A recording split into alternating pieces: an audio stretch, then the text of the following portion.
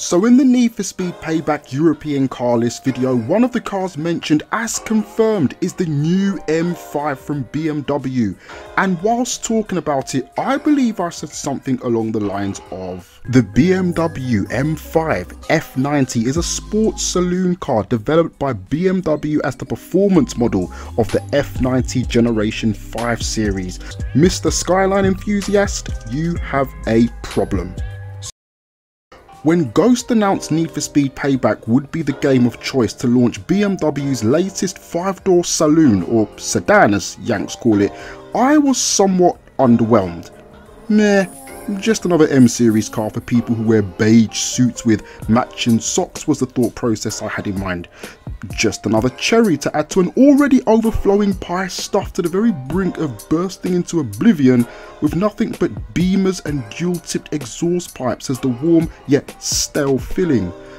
Those, along with many other meh-like moments, popped into my head right up until I began to research the spec list behind the car itself. The new 5 Series BMW Saloon / Sedan, not an SUV, with close to 600 brake horsepower. That's 592 to be exact. No, let me say that again.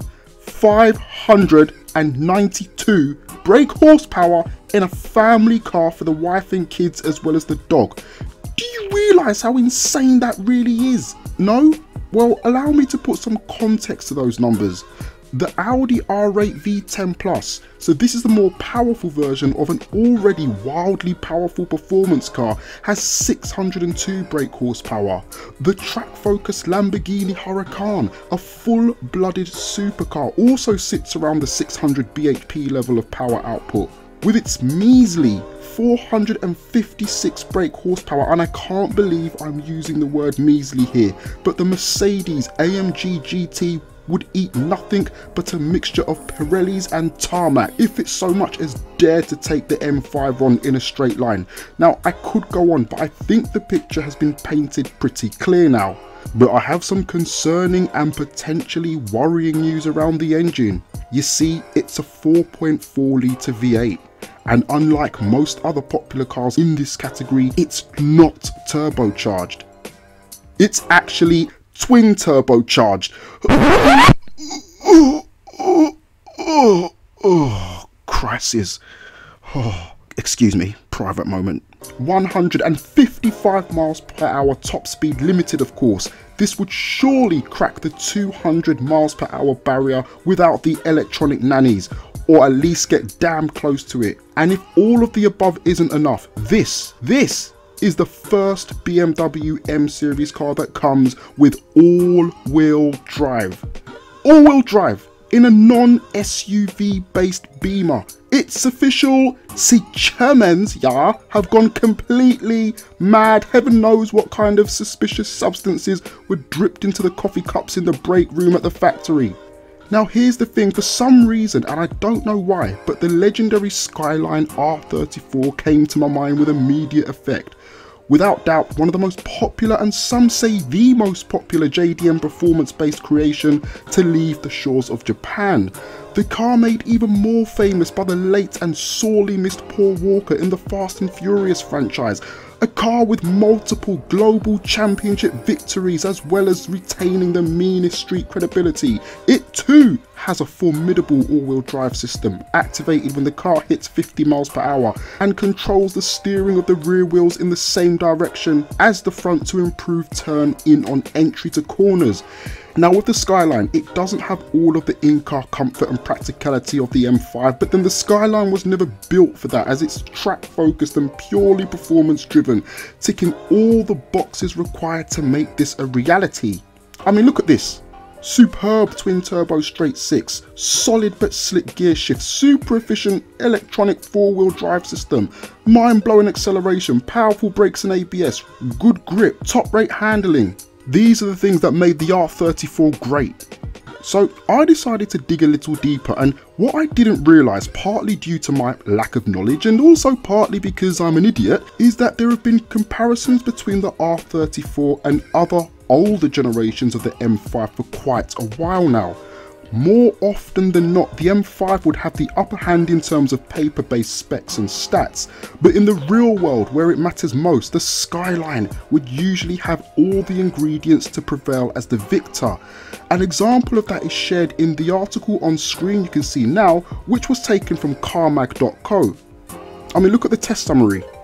If ever there was a wolf in wolf's clothing, it's the Skyline GTR, but keen owners will gain great satisfaction from the fact that the gizmos really work. In fact, they work so well that this car is worthy of comparison with such acknowledged performance icons as the BMW M5.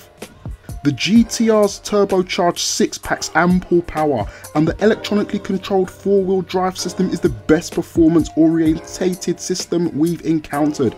Exciting as it is, the 2-wheel drive BMW is no match for the Nissan when it comes to putting the available power on the road. So impressive is this car's engineering that even the dyed-in-the-wool BMW and Porsche fans on our test team had to agree.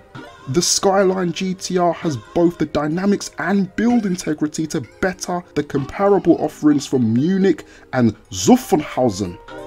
So, the Skyline in stock form is a quick car, just like the M5. When the limiter is removed, it's an insane car, like the M5. It's an all-wheel drive saloon/sedan, yet you guessed it, like the M5. So once again, comparisons can be drawn.